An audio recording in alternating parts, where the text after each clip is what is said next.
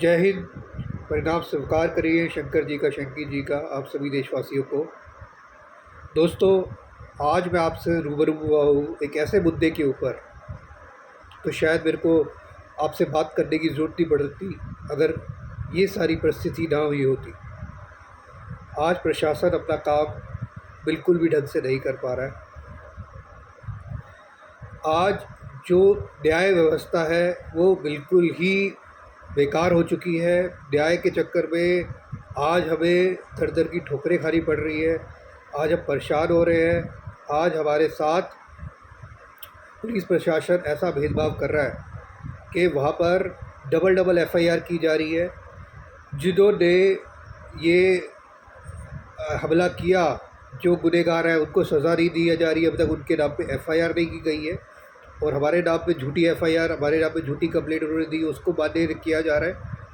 तो इसके लिए हम सब नागरिकों का एकजुट होना बहुत ज़रूरी है। मकसद हमारा वहाँ एक किसी मशीन को ख़राब कर रहे थे उसको रोकना, तो वो तो है ही है। वो तो छोटी मोटी चीज़ें, वो तो हर नागरिक की जिम्मेवारी है। कोई गलत सरकारी प्रॉपर्टी पे हाथ लगाएगा या कुछ करेगा, वो तो हर किसी की बात है। मकसद है हमारा, ये छोटी छोटी से बड़ी चीज़ बनती है। तो हमारा बड़ा मकसद ये है कि हमें अपने देश को एक विकसित भारत के अंदर लेके जाना है, अपने शहर को एक विकसित शहर में लेके जाना है। अपने अपने जो मान सम्मान हमारे देश को नहीं मिला है अब तक, वो सब वापस उनको दिलवा। प्राइवेट सेक्टर ने तो बहुत अच्छे से काम कर लिया, लेकिन जो सरकारी सेक्टर है, उस गाँव जाए, फरीदाबाद जाए, बड़े बड़े शहरों में जाए, ऊंची ऊंची बिल्डिंगें मिल जाती है। पानी, सीवर, बिजली, गंदगी, पार्कों की मेंटेनेंस, पार्कों के हालात, सब की बुरी हालत है। अगर मैं उसको 10 में से रेट करूँगा तो शायद 1 या 2 नंबर भी नहीं दे पाऊँगा। इस तरीके के हालात हैं सरकार के द्वारा दिए गई हमें सर्विसेज के लिए, और टैक्स के नाम पे पूरा वसूला जाता है। तो आज इसी चीज़ को हमने as a citizen, as a नागरिक अपना ग्रुप बनाया कि ठीक है, प्रशासन जितना कर पा रहा है ठीक है, जो कमी पेशी रही वो हम खुद से पूरी करें।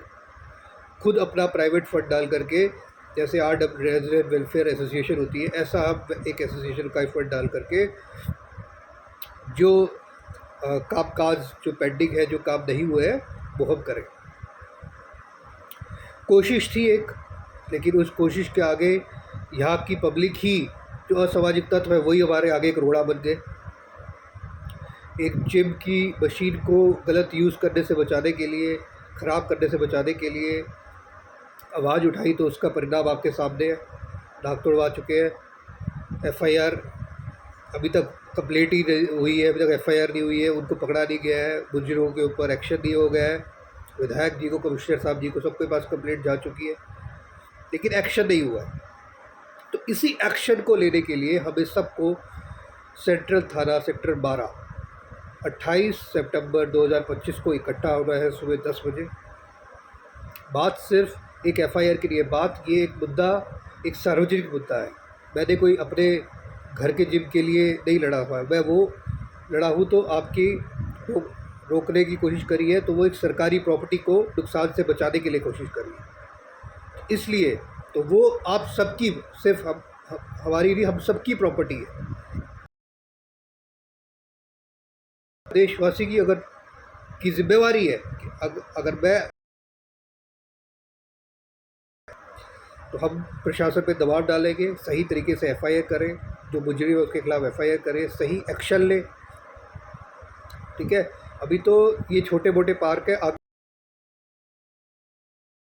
फरीदाबाद का सारे पार्कों का सारा जो भी कुव्यवस्थाएं हैं, इनको सबको अच्छा करना है। और इन सबको अच्छा करने के लिए आप लोगों का साथ नहीं होगा तो वो व्यवस्थाएं वही की वही चलती आ रही है।